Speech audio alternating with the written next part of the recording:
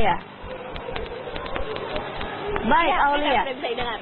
Baik, saya ingin konfirmasi. Kami dapatkan informasi bahwa sidang sudah ditutup pada siang hari ini. Betulkah demikian dan apa sebabnya jika betul demikian?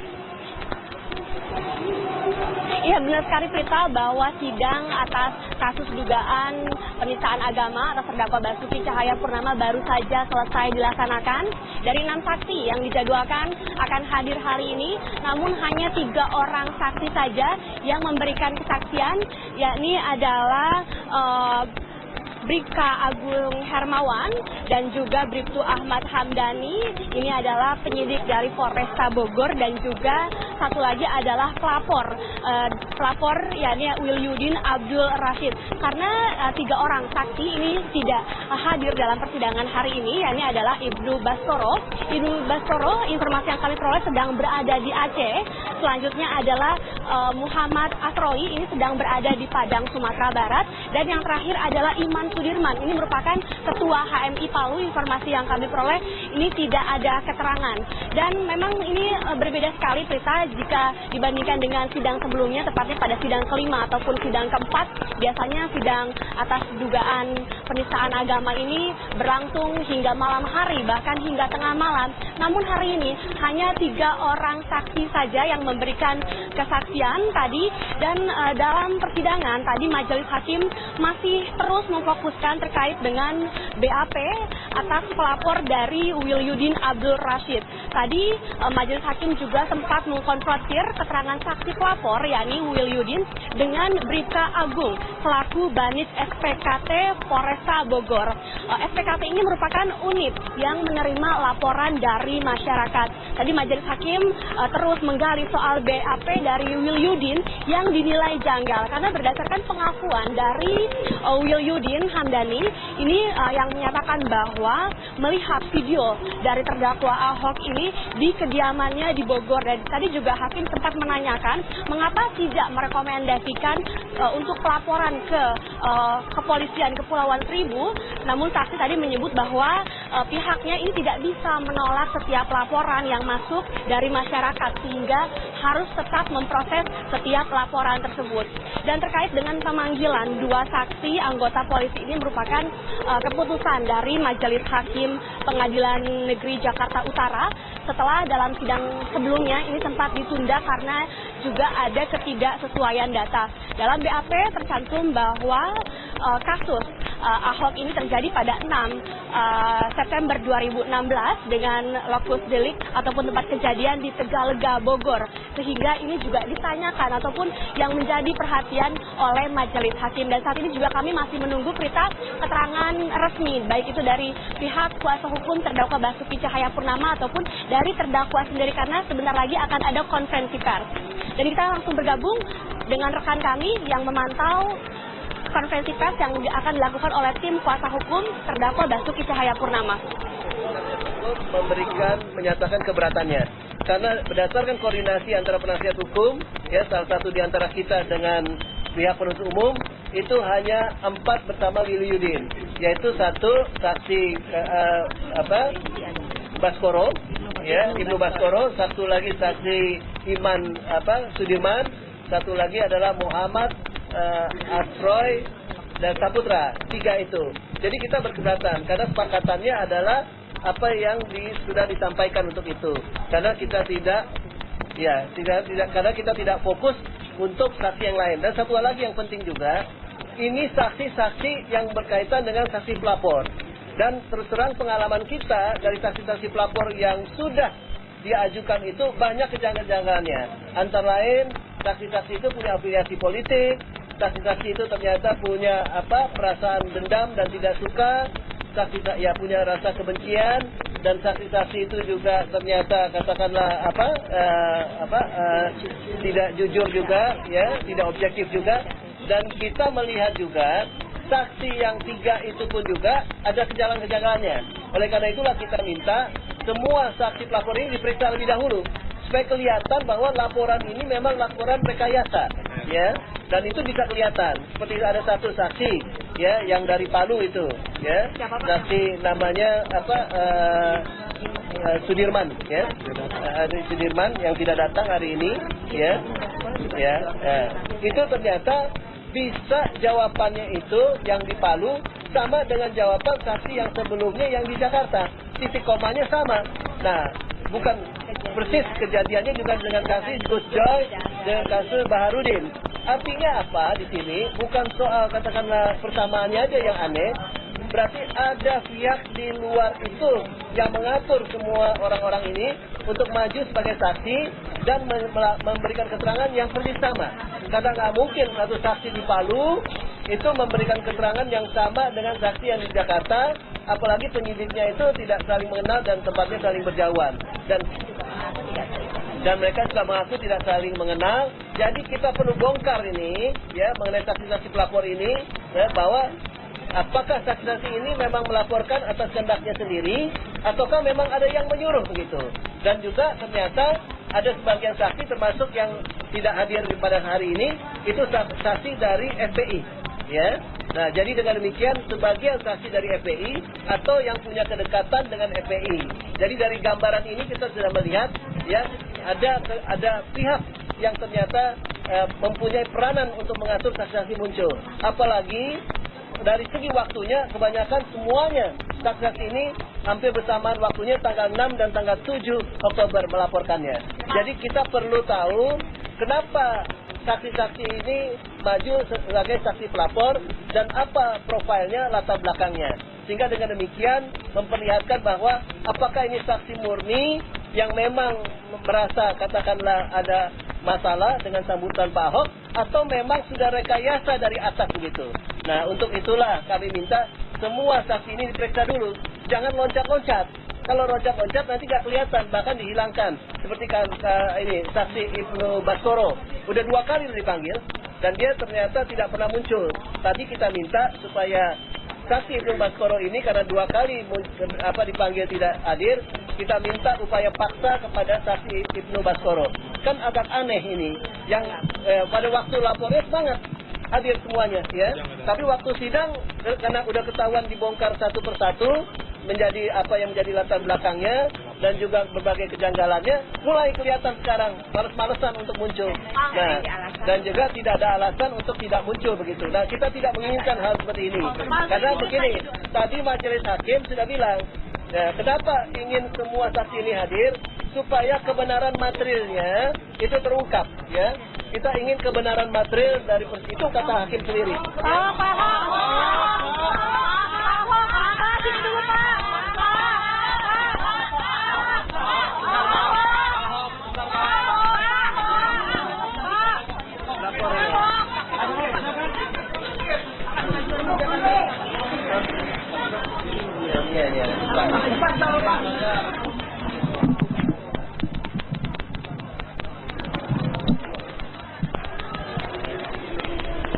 Ya, baru saja keterangan dari tim kuasa hukum terdakwa Basuki Cahayapurnama alias Ahok, tim kuasa hukum Humphrey Jemas, dan nanti sidang akan berlangsung pada hari Selasa minggu depan, akan kembali dilanjutkan. Prita, ini artinya sudah ada 11 saksi yang memberikan kesaksian dalam persidangan atas terdakwa Basuki Cahayapurnama.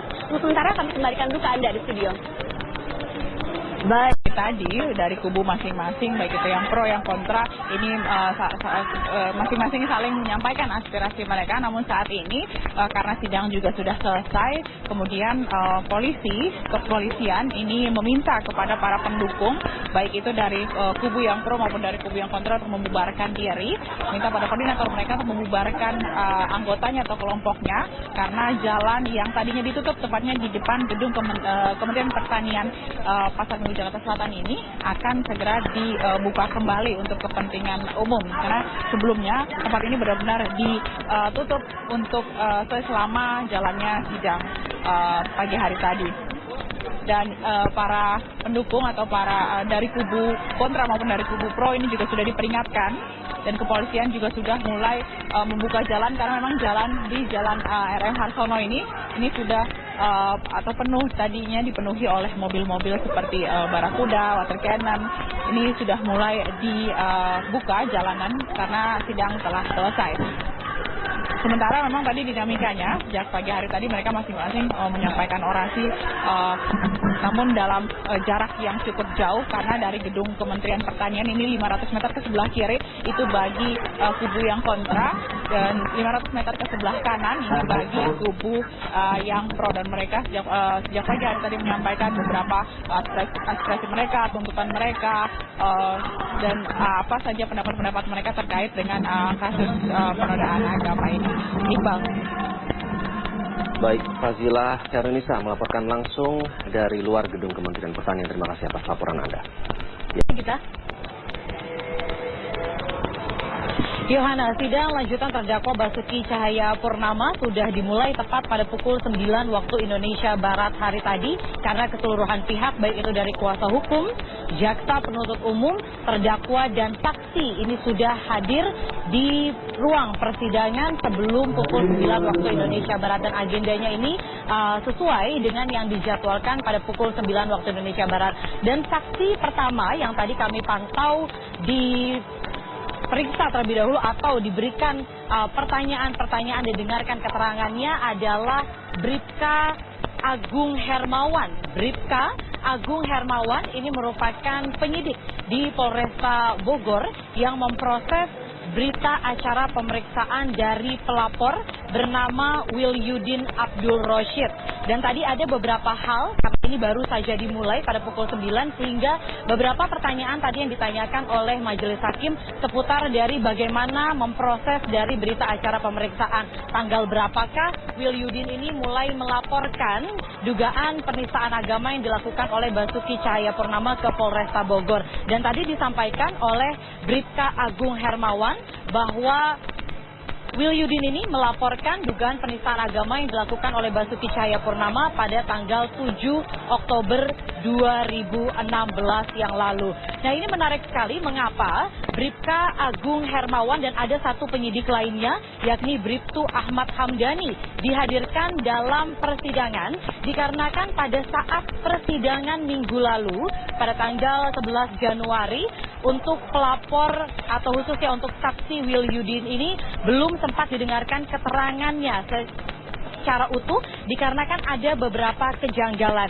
Kejanggalannya yakni karena dalam berita acara pemeriksaan ini menurut majelis hakim cukup berbeda dikarenakan Wilyudin ini menyatakan dalam BAP bahwa melihat video pidato Basuki Cahayapurnama ini pada tanggal 6 September 2016. Sedangkan untuk pidato Basuki Cahayapurnama di Kepulauan Seribu ini baru dilakukan pada tanggal 27 September 2016. Kemudian disampaikan juga oleh Wilyudin dalam berita acara pemeriksaannya, lokasi ia melihat terdakwa Basuki Cahayapurnama ini di Bogor. Sedangkan yang kita ketahui bahwa untuk pidato yang dilakukan oleh Basuki Cahayapurnama ini dilakukan di wilayah Kepulauan Seribu. Sehingga kehadiran dari kedua penyidik hari ini dari pihak jaksa penuntut umum menghadirkan ini untuk didengarkan keterangannya, khususnya untuk mengkonfrontir pernyataan yang disampaikan oleh pelapor Wilyudin dengan keterangan-keterangan yang akan didengarkan hari ini dari kedua penyidik. Yohana. Ya baik, menarik Dita, ini masih terkait dengan kesaksian dari Bribka Agung Hermawan tadi. Dita, lalu kemudian untuk persidangan saat ini, bagaimana atmosfer untuk suasana sidang saat ini? Saya melihat lebih lengang atau tidak setegang sidang-sidang sebelumnya, Gita. Ya, tadi saya pantau secara langsung di dalam ruang persidangan. Untuk atmosfer sendiri ini tidak jauh berbeda dengan persidangan-persidangan sebelumnya pada persidangan keempat maupun juga kelima di auditorium Kementerian Pertanian. Ini masih begitu menyita perhatian sekali, dan khususnya dari pihak kepolisian dan juga dari pihak Pengadilan Negeri Jakarta Utara masih membatasi karena untuk pengunjung yang bisa masuk ke dalam ruang persidangan ini hanya dibatasi 80 orang saja, sehingga ada 40 dari pihak pelapor dan 40 dari pihak terlapor. Dan tadi kami pantau juga ini masuknya secara bergantian. Untuk 40 dari pihak pelapor ini masuk sekitar pukul 6:30 hingga pukul 8 waktu Indonesia Barat. Kemudian pada pukul 8:30 waktu Indonesia Barat barulah ini pengunjung dari pihak terlapor ataupun juga pihak yang mendukung terdakwa Basuki Cahayapurnama baru diperkenankan untuk masuk ke dalam ruang persidangan. Dan kami pantau juga bahwa situasinya tidak jauh berbeda. Pengamanan di ring 1 di ruang persidangan ini sama seperti persidangan-persidangan sebelumnya. Dan untuk ini juga dibagi ruangnya, ada bagian di sebelah kiri ini untuk pihak dari pelapor 40, dan yang sebelah kanan di ruang persidangan ini adalah untuk pihak dari yang terlapor untuk menyaksikan jalannya persidangan hari ini. Bahkan pengamanan juga begitu diperketat sekali dan skemanya sama seperti minggu-minggu yang lalu, persidangan minggu lalu, bahwa ini masih tertutup untuk media. Tadi media hanya diperkenankan untuk mengambil gambar sebelum persidangan dimulai, dan pada saat persidangan ini dimulai maka media, khususnya televisi yang mengambil gambar ini diperkenankan untuk keluar dari ruang persidangan. Namun yang cukup berbeda hari ini bahwa disediakan speaker di luar ruang persidangan sehingga bagi wartawan ini bisa mendengarkan secara langsung apa saja pernyataan dan juga pertanyaan-pertanyaan yang diajukan oleh jaksa penuntut umum maupun juga dari kuasa hukum dan juga majelis hakim terkait dengan pernyataan yang akan dilontarkan oleh para saksi yang dihadirkan hari ini. Yohana. Baik Gita, nanti kita akan mengupdate lagi bagaimana pantauan terkini kelanjutan dari jalannya sidang. Terima kasih Marcelina Gita dari Auditorium Kementerian Pertanian.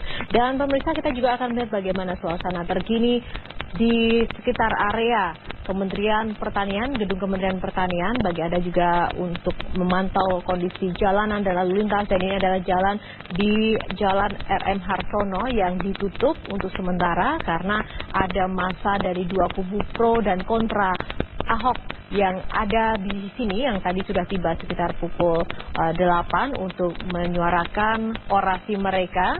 Dan ini adalah massa yang kontra Ahok begitu.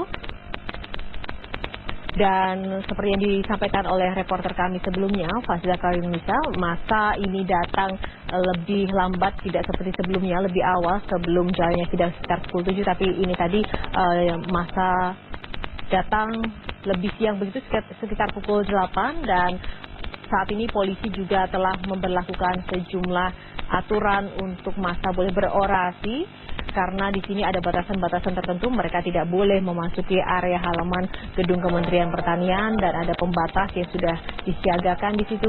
Berikut juga regu pengamanan khusus dari pihak kepolisian, dan di satu sisi sebelah layar ini dari kubu kontra Ahok juga ada kubu pro Ahok yang juga datang. Dan sampai dengan pagi ini suasana kedua kubu masih cukup kondusif.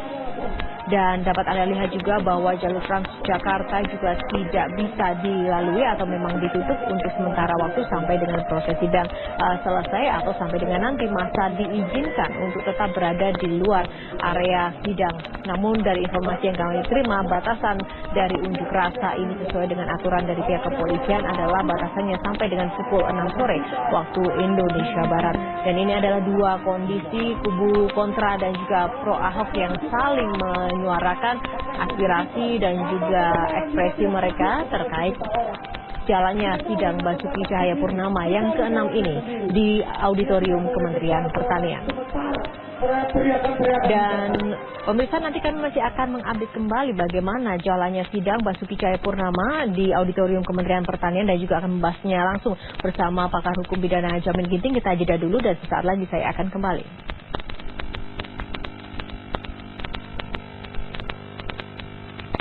Sidang lanjutan kasus dugaan penodaan agama dengan terdakwa Basuki Cahayapurnama. Tadi sudah ada laporan terkini bahwa sidang sudah dimulai, dan yang pertama tadi saksi dari polisi telah dihadirkan yaitu Bribka Agung Hermawan dari Polresta Bogor yang kemudian memberikan keterangan terkait mengklarifikasi atau mengkonfrontir juga laporan dari Wilyudin yang menjadi salah satu saksi yang diajukan oleh JPU. Ini terkait ketidaksinkronan ketidaksinkronan ya keterangan dari Biliudin yang mengatakan terkait bahwa melihat video tentang pidato Basuki Cahayapurnama di Kepulauan Seribu itu pada tanggal 6. Sementara tadi dari Bribka Agung Hermawan juga menyampaikan laporan itu tanggal 7. Bagaimana kemudian Bung Jamin ini menilai sebuah konfrontasi yang dilakukan di arena persidangan dan menilai saksi Biliudin ini? Iya, artinya saya kira sudah tepat ya dihadirkan penyidik ini untuk menentukan tanggal berapa dia membuat laporan. Dan saya perlu terangkan, jadi waktu orang mau membuat laporan, dia datang ke bagian laporan SPK ya, penerimaan laporan masyarakat. Lalu kalau dianggap laporan ini memenuhi unsur untuk dua alat bukti untuk bisa ditindaklanjuti laporannya, maka orang tersebut membuat laporan polisi. Nah, laporan polisi pada saat dia datang tersebut. Nah, pada saat datang tersebut tentu kan polisinya tahu. Setelah dia membuat laporan tersebut, maka orang tersebut akan diperiksa sehubungan dengan laporan tersebut. Apakah laporan tersebut dapat ditingkatkan dengan penyelidikan? Ada unsur pidananya, dilakukan penyelidikan. Nah, di BAP tersebut dia akan menerangkan, oh saya melaporkan adanya penistaan agama, unsur-unsurnya pasalnya di 156A gitu ya. Lalu dia akan mengatakan kapan itu terjadi, siapa yang melakukan, kan begitu kan. Nah, dia bilang Pak Ahok yang melakukan. Di mana dilakukan?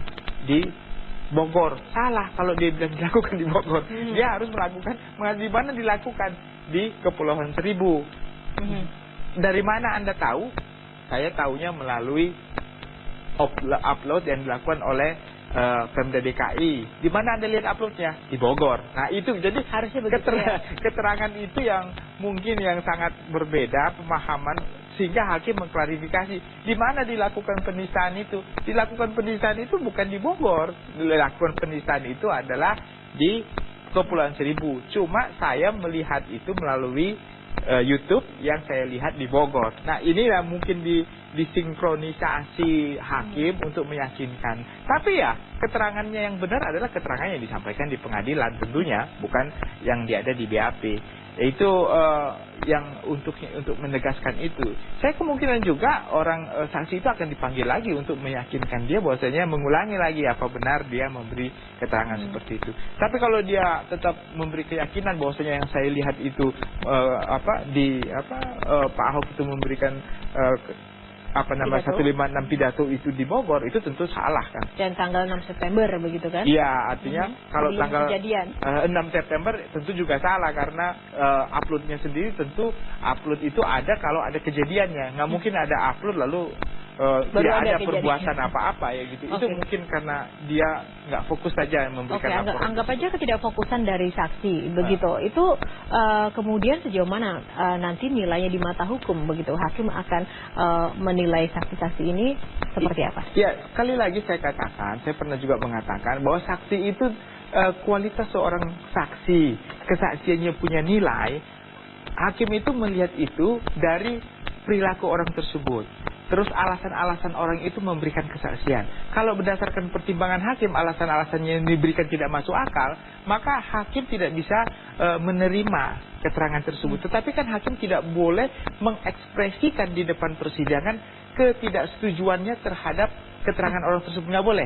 Hakim itu harus netral. Jadi dia kalau ada keterangan saksi di depan persidangan, menurut hakim itu ini orang memberi keterangan nggak benar, dia cuma bisa memperingatkan saja, tapi tidak boleh mengatakan, oh Anda kayaknya ngomong nggak benar, nggak harus ngomong benar, nggak boleh. Hakim dalam memimpin suatu persidangan atau menggali suatu keterangan saksi, walaupun dia tahu keterangannya tidak benar, dia tidak boleh mengungkapkan itu di persidangan kalau orang itu memberikan keterangan yang tidak benar. Oke, ini poin kedua yang menarik dari laporan rekan-rekan di lapangan tadi, Bung Jamin, adalah bahwa sekarang sidangnya tertutup, tapi bisa diperdengarkan. Menurut Anda lebih baik mana? Terbuka terbatas atau tertutup tapi ada audionya begitu? Hakim itu waktu menyatakan tidak boleh meliput secara langsung real time terhadap keterangan saksi karena dikhawatirkan saksi lainnya nanti itu bisa menyesuaikan keterangannya sesuai dengan saksi yang dia lihat, dia tonton dalam real time tadi begitu. Nah, sekarang dibuatlah suatu kebijakan tadi kita dengar dari reporter, ada speaker di luar. Lah ini kan sebenarnya sama saja. Apa bedanya real time visual dengan speaker? Tentu kan speaker juga akan didengar oleh orang yang di luar. Nah ini saya tidak tahu alasan-alasan apa. Kalau memang menjaga supaya keterangan seorang saksi tidak bisa harus takutnya sinkron, menyesuaikan keterangan dengan saksi sebelumnya.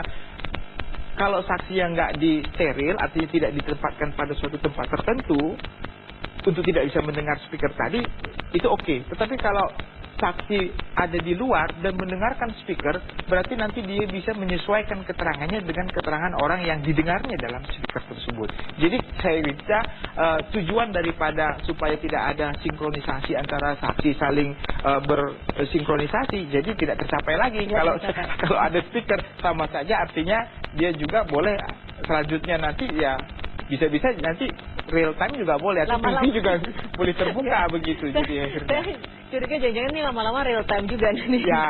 Ya itu bisa terjadi. Jadi saya kira harusnya apa yang sudah ditetapkan hakim, contohnya ini untuk khusus untuk keterangan saksi-saksi dan ahli dan pembuktian, harusnya tetap aja kalau memang tidak tertutup terbatas, ya tertutup terbatas. Jadi kalau ada speaker, saya kira memudahkan nanti bagi saksi-saksi lain untuk mendengarkan dan mensinkronisasi pendapatnya sesuai dengan pendapat saksi sebelumnya begitu. Oke, baik, dan tadi Bung Jamin juga sedikit menambahkan juga ada kualitas saksi, ada kualitas korban juga. Bung Jamin, kita melanjutkan masalah kualitas korban itu sendiri. Tidak semua orang yang melapor kemudian itu sah kemudian menjadi korban juga begitu. Seperti apa kriterianya? Ya begini, dalam pidana itu ada delik aduan, ada delik biasa. Dalam konteks ini penistaan ini kan tentu dia delik biasa. Artinya semua orang bisa melaporkan. Tetapi tidak semua orang adalah korban dari suatu perbuatan ini gitu. Nah, ada delik aduan. Delik aduan contohnya kasus tentang KDRT. Tidak semua orang bisa melaporkan begitu, hanya korban saja yang melaporkan atau keluarganya. Nah, dalam kualitas suatu korban ini, apa kaitan langsung perbuatan orang ini dengan korban tersebut? Kalau tidak ada kaitan, orang tersebut merasa dirugikan atas perbuatan daripada pelaku ini, maka dia bukan korban. Korban itu adalah orang yang benar-benar dirugikan karena perbuatan orang tersebut. Kerugiannya itu bisa kerugian moral, kerugian material, dan itu bisa terjadi kepada orang itu. Tapi dalam konteks ini, orang yang merasa korban itu harus bisa membuktikan dia merasa dirugikan karena perbuatan orang tersebut. Ketika kemudian masuk pada kualitas korban di dalam kasus ini adalah masalah kasus penistaan agama begitu. Ada yang merasa begitu menjadi korban karena dinistakan begitu keyakinan, ada yang tidak begitu, tapi dalam satu konteks keyakinan yang sama seperti itu. Nah, artinya di sini begitu kualitas korban ini tidak mutlak dong ketika kemudian kita harus berhadapan dengan masalah kasus penodaan agama ini. Bagaimana menilai itu, kualitas itu? Kita melihat delik pidananya pidana apa. Kalau pidana terhadap harta kekayaan, ada pidana terhadap nyawa tubuh manusia. Nah itu kan sudah real ya, bisa dihitung. Pidana terhadap tubuh manusia ada yang cacat, ada yang luka, ada yang mati. Pidana terhadap harta kekayaan ada yang rugi secara material, bisa dihitung. Tetapi kalau ini adalah kerugiannya didasarkan kepada agama, aliran, kepercayaan yang diakui di Indonesia. Nah, kalau ini harus dicari hukum positif, siapa yang bisa menentukan kalau ini adalah kata-kata ini merugikan secara agama orang tertentu. Ada lembaganya, ada hukum positifnya yang bisa sebagai legitimasi, secara legal dia mewakili representasi negara yang menyatakan bahwasanya orang ini telah melakukan penistaan terhadap agama yang diakui di Indonesia. Nah, ini justru harus ditentukan siapa. Hakim harus mencari referensinya siapa. Nah, kalau nanti sudah ditentukan referensinya yang mewakili representasi negara dalam menentukan bahwasanya apa perkataan itu adalah salah atau tidak salah, nah itulah kita menghormati hukum yang ada. Tetapi kalau tidak ada orang yang bisa merepresentasikan, itu namanya ambiguous. Ambiguous itu artinya tidak ada kepastian hukum. Karena nanti semua orang bisa menafsirkan. Jadi tidak ada kepastian hukum, maka tidak ada kepastian untuk bisa menyatakan orang itu melakukan tindak pidana. Itu yang saya katakan sekali lagi, di mana kewenangan dari suatu negara untuk menentukan sesuatu perkataan ini secara agama tertentu salah, atau aliran-aliran atau cara-cara orang melakukan ibadah ini salah, didasarkan kepada suatu lembaga yang memang benar-benar ada diakui oleh pemerintah sebagai satu-satunya lembaga yang mempunyai kewenangan untuk menyatakan perbuatan tersebut. Ya, dalam koridor ini misalnya MUI begitu ya? Ya, kalau negara mengakui, contohnya negara mengaku MUI sebagai lembaga sebagai lembaga yang memang mempunyai kewenangan, ya hak negara menentukan itu. Tetapi sekali lagi, apakah negara bisa melakukan seperti itu? Ya, kalau bisa berarti negara mempunyai kewenangan untuk melakukan itu. Dan kalau sudah dilakukan seperti itu, semua nanti apa yang dikeluarkan oleh MUI harus diakomodir oleh negara sebagai suatu lembaga yang resmi untuk menyatakan suatu perbuatan. Jadi ada legal standingnya, ada hukum positifnya orang ini diakui sebagai lembaga yang mempunyai kewenangan untuk menyatakan pendapatnya adalah mewakili kepentingan negara. Oke, baik, kita akan lanjutkan nanti Bung Jamin Ginting, kita jeda dulu dan nanti kami juga akan masih menghadirkan bagaimana kondisi terkini jalannya sidang Basuki Cahayapurnama di Kementerian Pertanian. Kita jeda dulu pemirsa, sesaat lagi saya akan kembali.